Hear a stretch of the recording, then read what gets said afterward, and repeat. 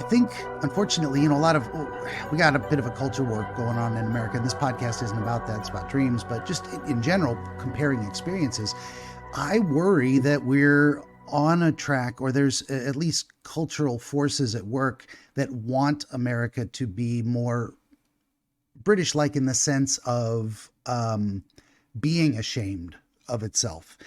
And it's a tough thing to balance because you can't look at American history and say, we did nothing wrong. Yeah, we fucked up a lot of shit and it's horrible.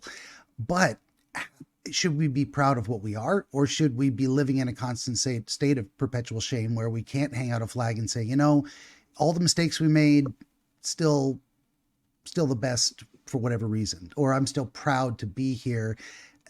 It's not an easy question. I'm not asking you to give an answer, but I don't think it's good for a country or a people to be unreasonably self-critical.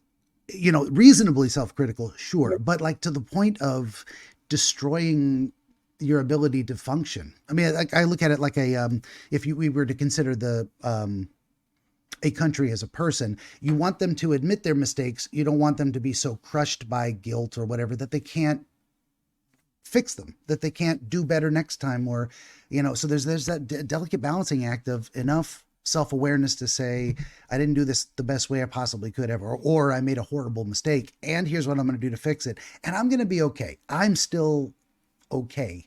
And gonna go forward being okay. You can still, it's kind of that balancing act between, being prideful and being proud of effort.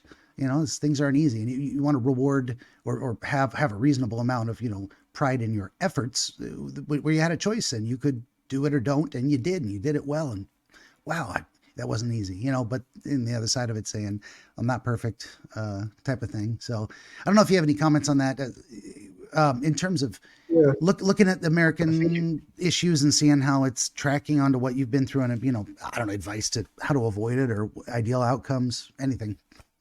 You do or you don't. I don't know. Yeah, I mean, I do see this more of a shift, but you guys are so far away from it. I feel like there's this kind of a bit of a doomer mentality when in reality, you still have like American flags at every counter, even in like the blue states I visited, and, Washington, D.C., New York, everywhere I went to, there were flags everywhere. So I think you guys are quite far behind us in terms of going down this rabbit hole. But I agree, definitely. You have to be criticizing your country, but you can't become demoralized. Yeah. That was the USSR's goal, to demoralize America, to make them so ashamed of themselves they don't think there's a single good thing, that they hate themselves. That was from a KGB director, Yuri Bezmenov. Oh, yeah. So yeah, I definitely think it's a balancing act that we need to kind of juggle. Yeah, for sure. And the way I just thought, I've often compared the American citizenry's relationship to our government as an abusive relationship. Well, it's no secret I'm a libertarian. I'd like to see 90% of the government at all levels eradicated, with prejudice, salt the earth, and ensure it never grows back. That said, there's the balancing act seems to be something like, or the analogy of the abusive relationship is like the abuser telling the wife, you deserve to be hit because you burned the eggs. And she can't deny she burned the eggs.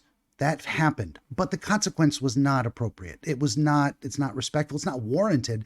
It is just abuse. So we get a lot of those circumstances where it's like, yes, you can accept responsibility. I burned the eggs. How serious is that? What are the consequences of that?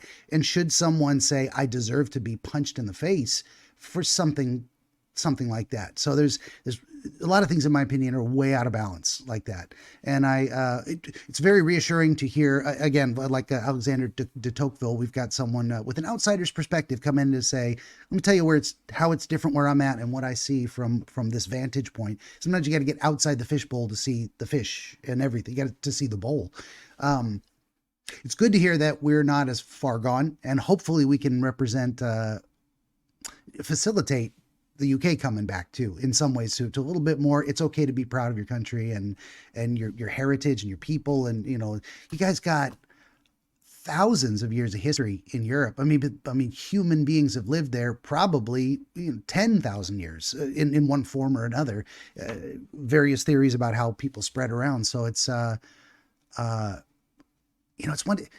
I get into this too. Sometimes I can go all over the place. I can talk to anybody about anything. I got a bunch of ideas, but the idea of tradition not being good in and of itself, as in what was must always be preserved, but tradition being, hopefully, ideally, wisdom passed down from previous generations that said, I've been there, I've done that. Let me tell you what I saw and what happened.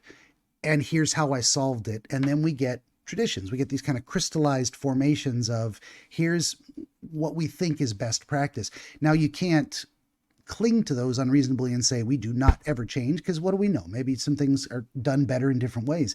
But you also can't just throw the baby out with the bathwater and say, you know what, this element of one specific tradition isn't working the best we think it could. Therefore, tradition itself must be destroyed. There must be no tradition. That's the, as you were talking, like, Yuri Bezmenov, that's like the kind of broadly communist, or some people might say the queer way of looking at things, is that, but specifically more in the political communist side of things, is that all which has come before is necessarily wrong, because where we're headed is somewhere completely different. I don't think it is completely different. I think there's some elements of human nature that cannot be changed.